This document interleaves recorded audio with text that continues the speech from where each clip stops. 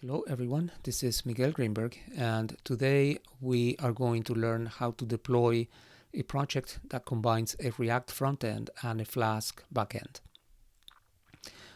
This is the second part of a series, so if you haven't seen the first part, I strongly suggest you look at that first, because I'm going to take the project exactly as I left it in that first article and video, and now run it through a couple of deployment options.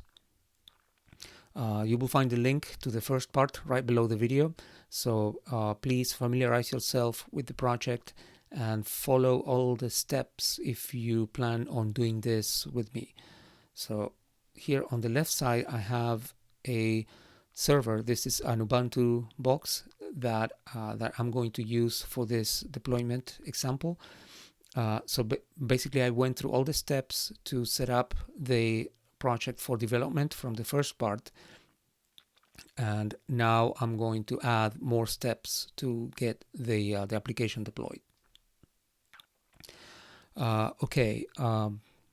First thing, what I would like to do is I would like to make a small change to the project as I left it in the first part. I didn't realize this back then, but this route with a /time URL, I would like to change it to /API/time. The reason is that I didn't realize that in your front end you likely are going to have multiple routes as well. So /time will easily mix with the /whatevers that you are going to have in the front end, and that is not a good idea. So the /API prefix will act as a namespace, will allow us to separate what are the front end routes from the back end routes. So, and the rule is going to be that any endpoints that you add to your API will be /API/something.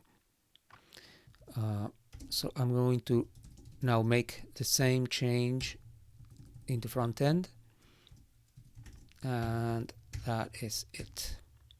So now we have clear separation between front end and back end routes. This is, by the way, this is going to make the deployment a little bit easier, as you will see in a moment. Okay, so first step for deployment is to build your React project. So the build process takes your JavaScript source files and CSS files and all of that, and creates optimized files that then we will be serving to clients. So this is done with yarn build. So when this command ends, you are left with a build directory that has a bunch of files and then a static subdirectory, and the static subdirectory has even more subdirectories for CSS files, JavaScripts, and media files. So deploying the React project is basically exposing this build directory with all of its subdirectories to the web server, so that it goes out to clients. And right here you can see index.html is in the build directory, and this is the main file, the file that starts everything and gets the project running on the client. So that's the task, and there are about 1 million different ways to do this, unfortunately. So what I was thinking is I'm going to show you 2 ways that are very different, and hopefully one of them will be close to what you need, and you will be able to adapt it to your needs if exactly what I do, if what I do doesn't exactly match those needs. So for the first method, I'm going to deploy the project using a Python web server. So this isn't my favorite way. Normally it's not a good idea to deploy or to serve static files from Python. because there are much more efficient ways to do that. Python in general is a slow language, as I'm sure you know, but sometimes it can be convenient because many platforms make it easy to run a Python web server, for example Heroku. So this is a very convenient way, if not the most efficient. So let's go into the API directory. Let's activate the virtual environment and install Gunicorn. I already have it installed here. So we are going to use Gunicorn, but if you want to use a different web server, it doesn't really matter. All WSGI compliant web servers will do this just fine. So the trick that we are going to use to get Gunicorn or any other web server to serve the React files to the client, in addition to the Python side, is to make the build directory be the static folder of our Flask project. So that's the trick. So we're going to go into our API, and when we create our application instance, we are going to tell it that the static folder is build. So this is basically, if you recall, we're running this application from this API directory. So the build directory is one level up and then down on build. So this will basically relocate the static folder from the default, which is a static directory in this API subdirectory, to the build directory. So this is perfect. And now the remaining problem is that by default, all static files in Flask are served with a /static URL prefix. So for example, the index file now, it will be /static/index.html, which is not great. We would like it to be served without the /static prefix. So there's a second option for that, static URL path, if I remember correctly. And this one, we are going to set it to /. And with this, all the static files are going to be served from the build directory and without the /static prefix. So if you run the project as this, we will be serving those files already, but to run the project, we will have to explicitly type the index.html file. Normally web servers such as Nginx, and you will see how I use it a little bit later. Nginx has a default option in the configuration for when you specify a URL that doesn't end with a file name, that ends with a /. Basically, you can specify which file to load, and usually you do index.html. So obviously Flask doesn't have that, so we are going to have to emulate that. And we can do that by creating a route for the root URL. So we can call this index, and when we invoke the root URL, we would like that to be an alias to serving the index.html file. So what we can do is we can call the send static file method from the application instance, and here we pass index.html. So now we have the static folder relocated to the build directory, the /static prefix renamed to /, and then we have the default URL serving index.html. So with this, we have all the things that we need to basically serve the React project plus the API using a single Python web server such as Gunicorn. So let's give it a try. Gunicorn, let's put it, we can put it on port 5000 for now, and this is API colon app. So okay, this is running, and let's see demo box. So this is the URL that I assigned to my server. I'm sorry, port 5000, and there we go. So here's the project, and it's fully deployed.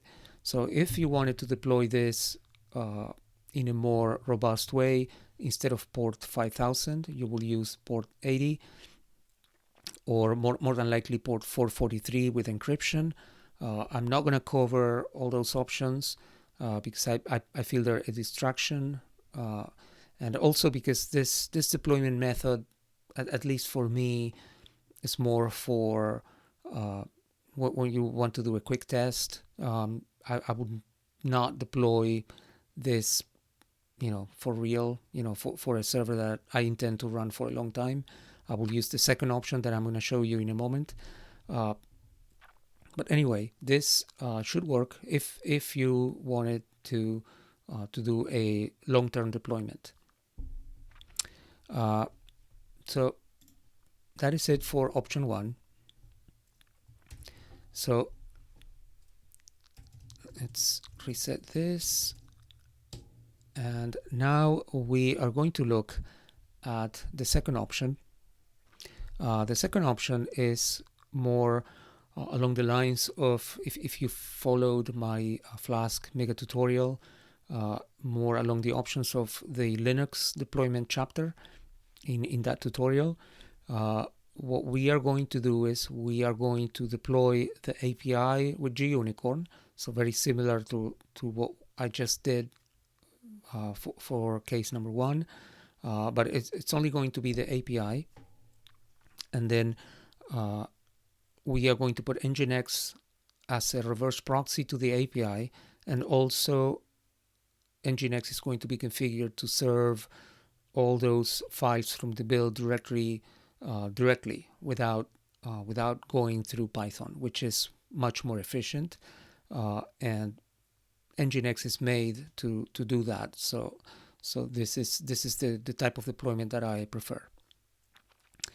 So let's go ahead and install Nginx on this box, and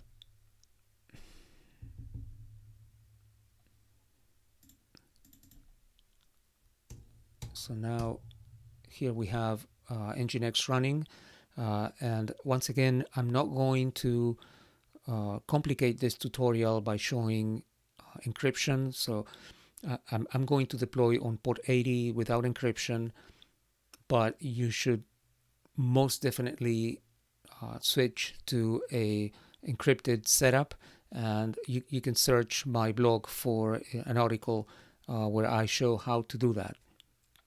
But I don't want to complicate this tutorial with something that's in itself fairly complicated. So the way the Nginx configuration works is you have let's see, Nginx sites. So you have a directory called sites available in the Nginx configuration, and then another one called sites enabled. And the idea is that in sites available, you install any configuration scripts for sites that you want Nginx to control, and it can be multiple sites. It doesn't need to be one. Nginx can serve multiple applications in the same box. So you put them all in sites available, and then those are there, but they're not used from that directory. Any of those scripts that you want to be actually active, you create a symlink in sites enabled. And here you can see that this default, which is actually this page that comes with Nginx. So this is the symlink to the default. So I'm going to start by removing that from sites enabled, because now we are going to write our own. So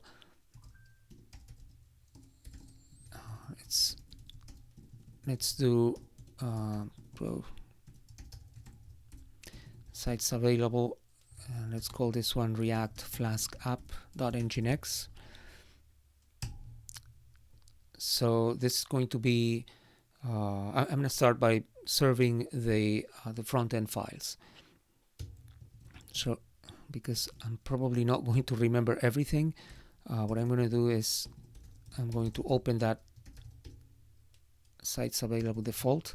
So let's open that one. So okay, so let's write a server. As I said, we're going to do listen 80 for here, but you most definitely want to do the 443 setup to have encryption and an SSL certificate and all of that. And once again, I have a tutorial for that. So after this, go watch that or read that to learn how to do a proper deployment that includes encryption. So we have root and index. So root is going to be home Ubuntu React+Flask app/build. So our root directory to serve static files is going to be that build directory. And then index is this option that I mentioned before, which you can use to tell Nginx which file to serve when the client doesn't request any file. They just request a directory or a root URL. And what we are going to do here is index.html.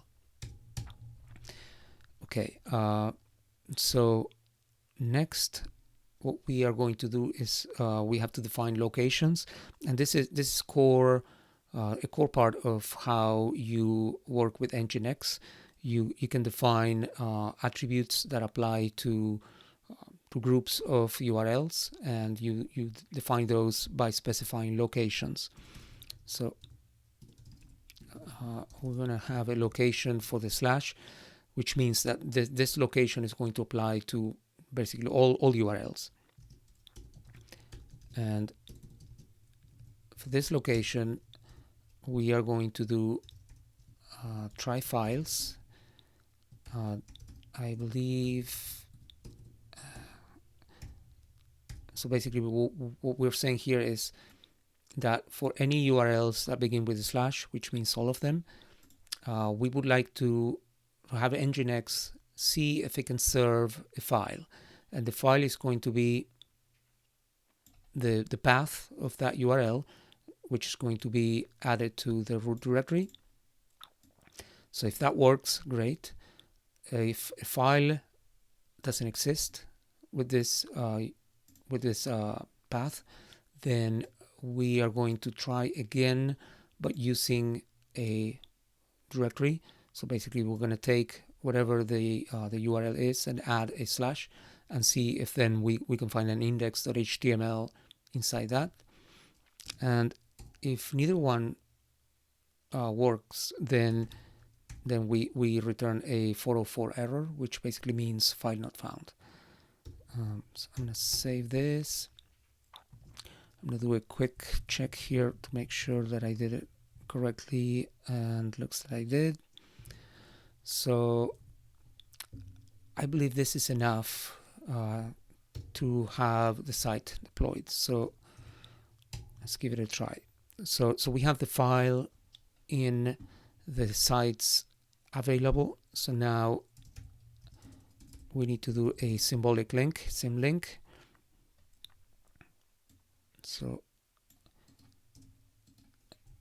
it's going to be from sites available to sites enabled, and then we can tell Nginx to reload the configuration, and there we go. I got lucky. So this is working great, except that there's no API yet, right? We haven't done anything for the API. We're not even running the API. So this is expected to not work yet. So Great. Now we can look at we can deploy the API now. So for the API, as I said, we are going to use JUnicorn. So what I'm going to do, I'm going to search my own blog. I at some point wrote an article on running a Flask application as a service, and that's exactly what we want here. We want to run the Python application not by hand in the command line, but we wanted to run it in the background, and it needs to be running in a way where if the server is power cycled, for example, that as soon as the server is back up, then the Python application starts again in the same way that Nginx will start, because that's the way Ubuntu sets up the Nginx package. So what we are going to do is we are going to use systemd, which is exactly what Nginx and many other services running on Ubuntu and many other Linux distributions use. So I'm going to take this template that I put in my blog, and I'm going to use it as a base to create one for our API.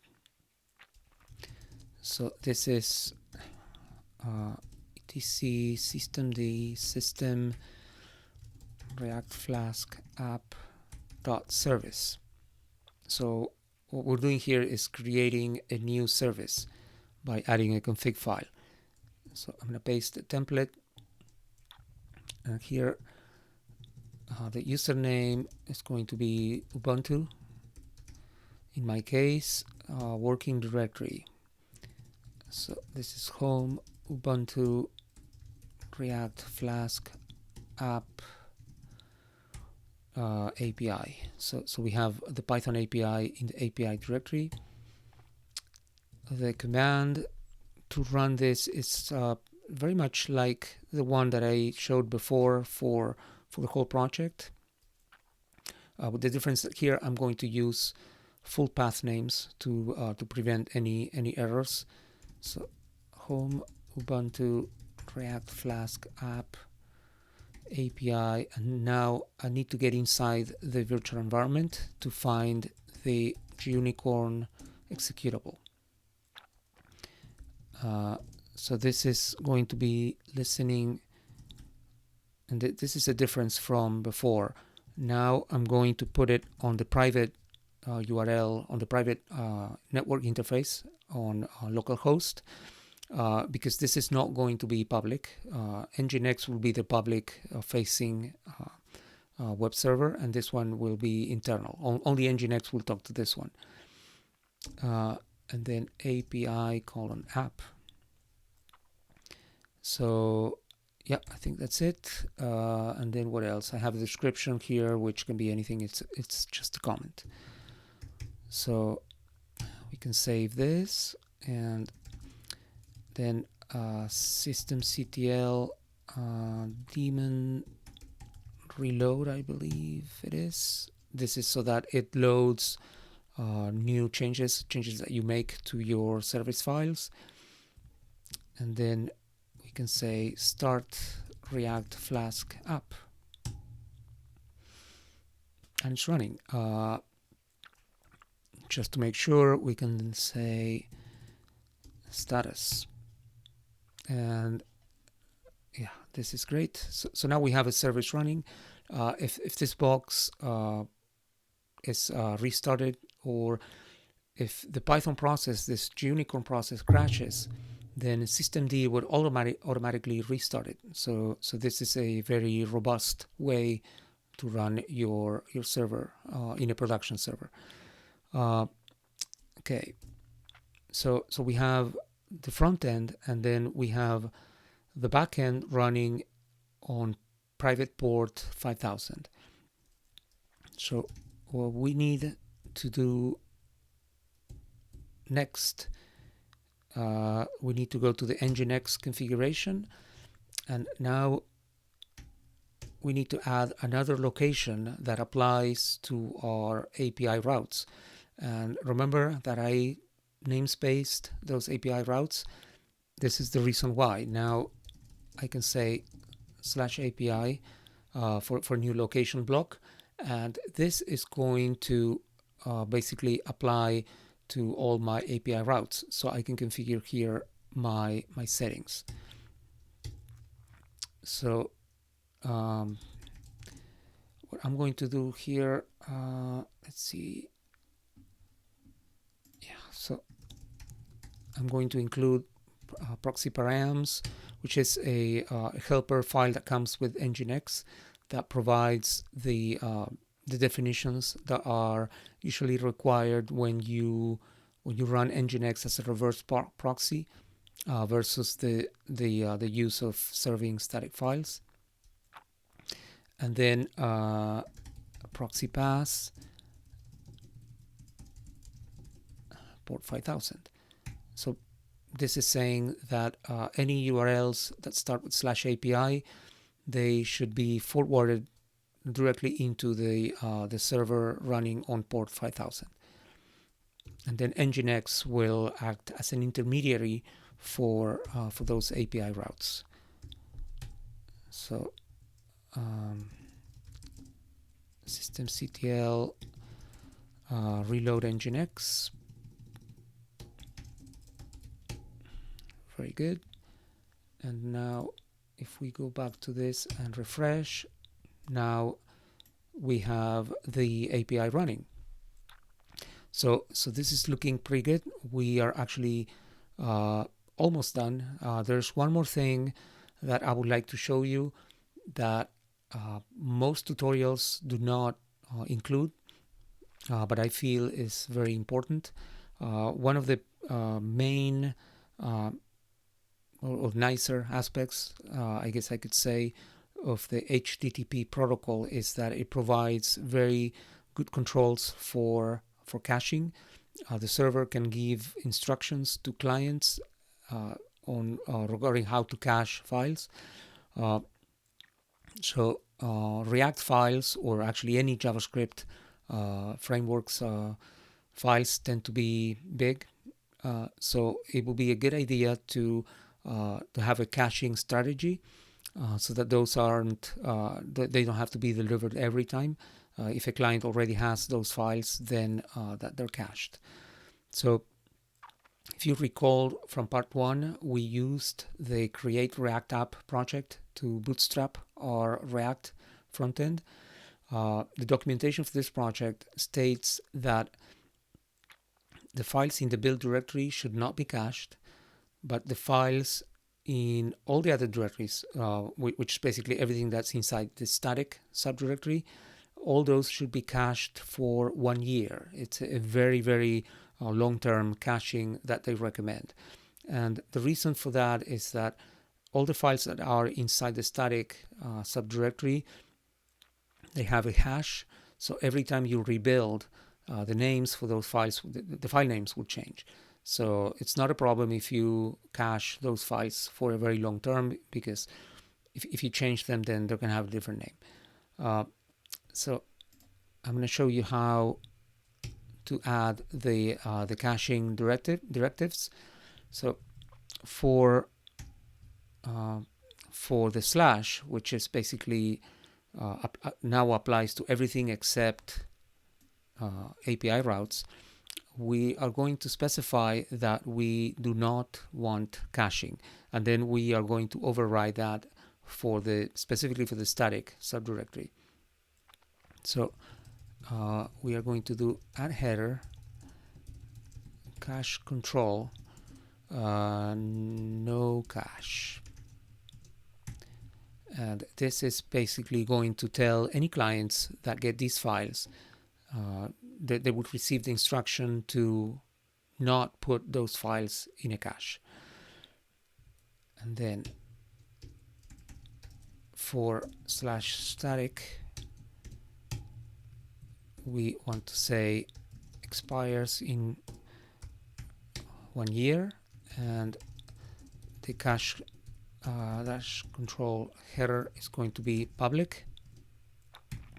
And what this is saying is that the expiration is 1 year, and that anybody is free to cache this file or these files, any files that match this location. So with this, web browsers will be allowed to cache the files. There might be other caches that are in between the client and the server, and they will also be allowed to cache the file. So basically, we're allowing anyone who wants to cache, to copy these files and leave them there to save transfer times and bandwidth in the future. So let's reload Nginx one more time, and just to verify this, we can open the network tab. So I'm going to refresh, and let's see, this one is index, so this is the main page. Here we have no cache. This is /static, so this one has the max age and public. So there we go. These all have that. So this is a what I consider a fairly robust deployment. As I mentioned before, the one thing that's missing is encryption, and you should definitely look at that. In this day, a deployment that is not encrypted is really weird. Nobody does this anymore. So you should definitely look at getting an SSL certificate and then configuring your Nginx. So building on top of this and adding all those directives that set up the encryption. But anyway, this is hopefully useful. I hope this is useful, and I hope one of these two methods works for you. If you have any questions, feel free to write on my blog, on this video, or message me on Twitter or wherever else you find me. And if you have questions for other aspects, right now I'm not planning a part 3, but I wasn't planning a part 2, to be honest. So I depend on you to let me know what other things you would like to learn. And if there needs to be a third part, I will be more than happy to come back to the project and continue with it. So thank you so much, and see you next time.